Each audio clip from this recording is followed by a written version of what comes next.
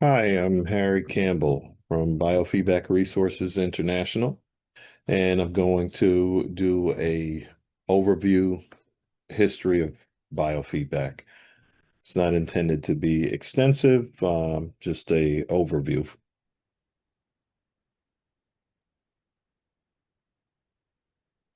All right, so these are our objectives. We're going to go over some major milestones, talk about some of the pioneers, modern applications, and do a review of current evidence. Here are some of the early physiology roots. You have 1901, you had Schultz developing autogenic training, and this is a technique, relaxation technique that's commonly used with temperature biofeedback to encourage warmth to the hands and feet. It uses aspects of hypnosis and imagery that involve the hands being warm and heavy and the feet being warm and heavy, and that generates dilation of blood vessels and increases hand temperature. So that's why it's used with temperature biofeedback. Then you have Jacobson, who introduced progressive muscle relaxation. And initially, it was a very involved, detailed, time-consuming exercise, and now it's evolved into much simpler, shorter term techniques, both active and passive progressive muscle relaxation. And those are things that are used commonly with surface EMG biofeedback. B.F. Skinner published research on operant conditioning, which is the learning principle behind biofeedback. Neil Miller proved the autonomic nervous system could be trained through operant conditioning. And before that, it was thought that it was more things like muscles and breathing that could be controlled. But he showed that autonomic nervous system measures like temperature and skin conductance, heart rate could also be controlled through operant conditioning. Joe Kamiya discovered individuals could consciously control their alpha brainwaves using EEG biofeedback. And in 1969, the Biofeedback Research Society was founded, and that later became the Association for Applied Psychophysiology and Biofeedback, or the AAPB. And their website is aapb.org. There's lots of information on biofeedback there as well. Barry Sturman did research with sensory motor rhythm, or SMR brainwaves, and he was able to successfully help people who had epileptic seizures reduce those seizures. Elmer Green published clinical trials at the Menninger Foundation using temperature biofeedback for migraines. And then Joel Lubar in 1975 and also later into the late 80s, early 90s, developed neurofeedback protocols to treat ADHD, and mostly in children initially, and it's now also used with adults. Before the 80s, most of the biofeedback devices were standalone instruments, many of them wooden boxes or metal boxes with analog meters to show the changes in physiology. And in the 80s, microcomputers came along that often replacing analog systems and allowing for real-time visual data displays, data recording, and analysis, and also computer printouts that made it much easier to do clinical biofeedback and to document the work that was being done. In the 1990s, you had heart rate variability biofeedback, which was new, and it quickly became very popular, and now is probably the most popular form of biofeedback that's used and in clinic, but also outside of the clinic in everyday use. And we'll get into talking about some of the other ways it's used. And that's used for stress and anxiety management applications. Now we get into the consumer tech and the wearables in 2000s to the present. In the 2010s, mobile applications and consumer wearables brought biofeedback tools directly to smartphones and tablets. In the 2020s, virtual reality integration created immersive real-time physiological training environments. In mental health and stress management, you have anxiety reduction in terms of applications that biofeedback is used for. You have anxiety reduction, where heart rate variability is used quite often to work with people who have panic attacks and general anxiety. ADHD training uses neurofeedback to help children and adults to decrease their symptoms, mostly by targeting beta and theta brainwaves, usually increasing beta and decreasing theta. In some situations, there are some variations of that. PTSD therapy, it combines biofeedback therapy with trauma counseling, and that helps patients regulate sudden fight or flight spikes and also baseline um, states of anxiety. There are applications in physical rehabilitation and pain management as well. Chronic pain control, it utilizes electromyograph or EMG, biofeedback to locate and release deep muscle tension that causes tension headaches and neck pain and also back pain as well. Pelvic floor recovery, you have clinics that use pressure sensitive biofeedback or surface EMG biofeedback to treat incontinence and pelvic floor dysfunction, sometimes as a result of childbirth.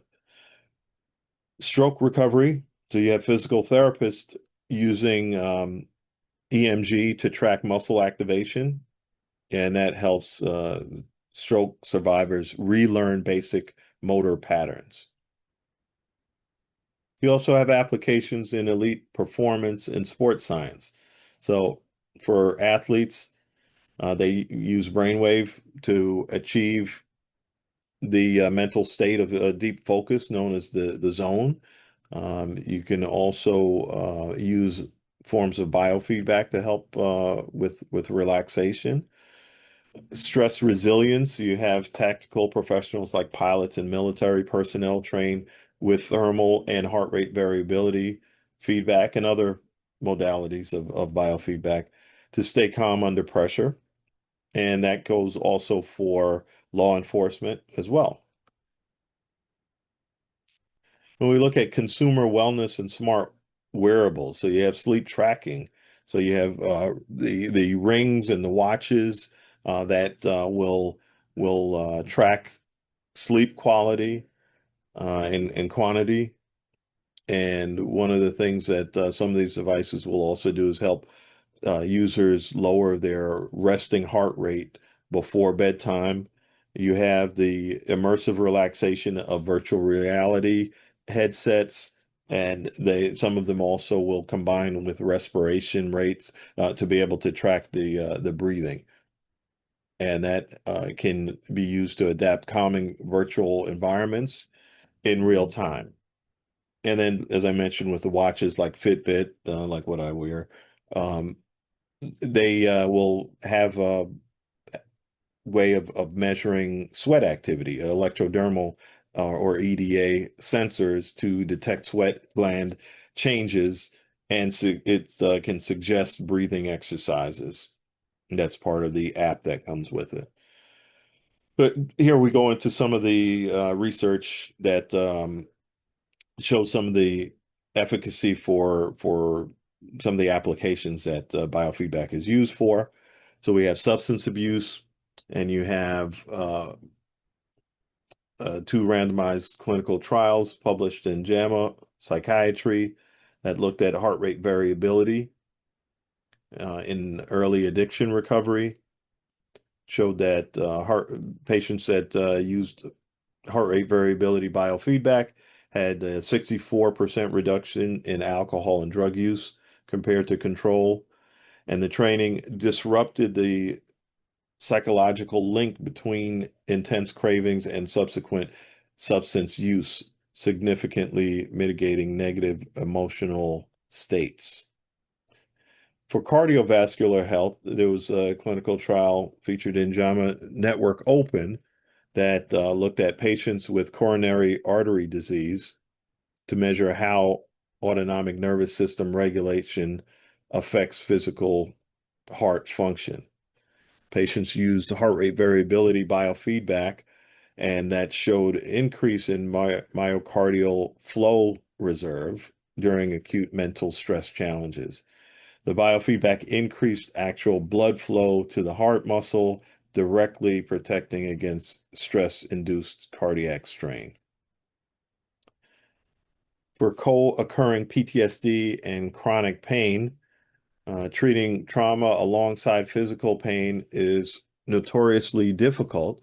A trial conducted by Murdoch University, published in the Journal of Affective Disorders, examined adults suffering from both conditions. Following a 6-week heart rate variability biofeedback protocol, participants achieved 24% reduction in PTSD symptoms and 25% improvement in how pain interfered, with daily life. Regulating the autonomic nervous system broke the feedback loop where physical pain triggers trauma responses and vice versa. In chronic constipation and gastrointestinal disorders, there was a comprehensive systematic review and meta-analysis published in Frontiers in Medicine. It pooled data from 19 clinical trials to evaluate the efficacy of biofeedback therapy for chronic adult constipation. Biofeedback significantly outperformed control groups by increasing weekly defecation frequency and dramatically lowering clinical symptom severity scores. Patients use surface EMG to visualize and relearn proper coordination of the pelvic floor and anal sphincter muscles during defecation. Then you have advanced neurofeedback for PTSD. A meta-analysis published in Frontiers in Psychiatry assessed the clinical footprint of EEG neurofeedback, specifically looking at newer high-tech modalities. The study noted a clinically meaningful effect size in reducing severe PTSD symptoms, with symptom reduction actually increasing over long-term follow-up periods. These long-term changes were driven primarily by modern fMRI-guided neurofeedback, which allows patients to directly target and modulate deeper subcortical brain pathways responsible for fear conditioning. So those are some of the pieces of evidence talking about efficacy for some of the applications that biofeedback and neurofeedback is used for.